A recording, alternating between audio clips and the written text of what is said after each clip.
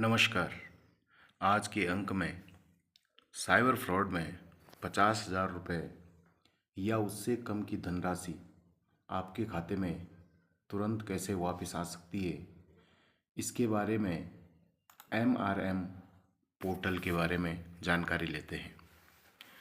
MRM यानी money restoration module एक digital module है जिसे Indian cyber crime coordination centre I4C, ministry of home affairs, government of India द्वारा cyber वित्तीय धोखाधड़ी के मामलों में फ्रीज की गई धनराशि वैधानिक प्रक्रिया के बाद वास्तविक पीड़ित तक पहुंचाने हेतु की प्रक्रिया को अधिक सुव्यवस्थित, पारदर्शी और त्वरित बनाने के उद्देश्य से विकसित किया गया है। इसका उद्देश्य केवल धनराशि को फ्रीज करना नहीं है, बल्कि धन वापसी की पूरी प्रक्रिया को ट्रैक करना और संबंधित एजेंसियों के बीच बेहतर समन्वय स्थापित करना भी है। इस पोर्टल के माध्यम से भारत सरकार द्वारा यह निर्णय लिया गया है कि 50,000 रुपये या इससे कम की होल्ड धनराशि को बिना किसी कानूनी दस्तावेजी कार्रवाई के पीड़ित को आसानी से मिल सके।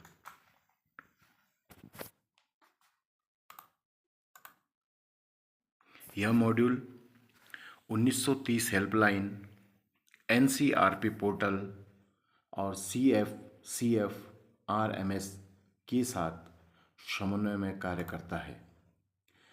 अब इसके बारे में कि एमआरएम की आवश्यकता क्यों हुई। भारत में UPI, IMPS, NEFT, RTGS, internet banking और डिजिटल वॉलेट के बढ़ते उपयोग के साथ साइबर वित्तीय धोखाधड़ी के मामलों में तेजी से वृद्धि हुई है। धनराशि अलग अलग बैंकों में तेजी से स्थानांतरित हो जाती है।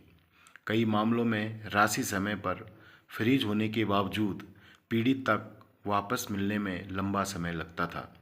पुलिस, बैंक और अन्य एजेंसियों के बीच आपसी समन्वय में काफ़ी समय लग जाता था। धन वापसी की स्थिति को ट्रैक करने के लिए कोई इंटीग्रेटेड डिजिटल प्लेटफॉर्म नहीं था। इन चुनौतियों को कम करने के लिए धन वापसी प्रक्रिया के बेहतर प्रबंधन हेतु एमआरएम विकसित किया गया है। अब इसके बारे में जानकारी लेते हैं। यदि आपके साथ साइबर फ्रॉड होता है तो 50,000 रुपये या उससे कम की धनराशि को कैसे वापस किए, इसमें क्या किया जा सकता है। तो जब भी ऐसा साइबर फ्रॉड किसी के साथ होता है तो सबसे पहले हमें 1930 या NCRP पोर्टल पर एक कंप्लेंट दर्ज करवानी होती है। जब आपके द्वारा साइबर धोखाधड़ी की शिकायत ऑनलाइन दर्ज की गई हो और होल्ड धनराशि 50,000 रुपये या इससे कम हो, तभी हम एमआरएम के जरिए अपना पैसा वापसी पा सकते हैं। सर्वप्रथम आपको ब्राउज़र में जाकर एमआरएम की आधिकारिक वेबसाइट में जाना है। इसके बाद रेज रिफंड रिक्वेस्ट पे क्लिक करना है। फिर आपको जो 14 नंबर एक्नॉलेजमेंट नंबर जो NCRP में साइबर शिकायत दर्ज करने पर प्राप्त हुआ है, उस नंबर को रेज रिफंड रिक्वेस्ट पर क्लिक पेस्ट करना है। फिर आपके रजिस्टर मोबाइल नंबर पर एक OTP आएगा। उसके बाद एक अलग डायलॉग बॉक्स या डेस्कटॉप खुल जाएगा। इस डायलॉग्स बॉक्स में अपनी बैंक डिटेल भरनी है जिसमें आपको रिफ़ंड आना है। उसके बाद पैन कार्ड को अपलोड करना है। फिर अंत में सबमिट बटन पर क्लिक करना है।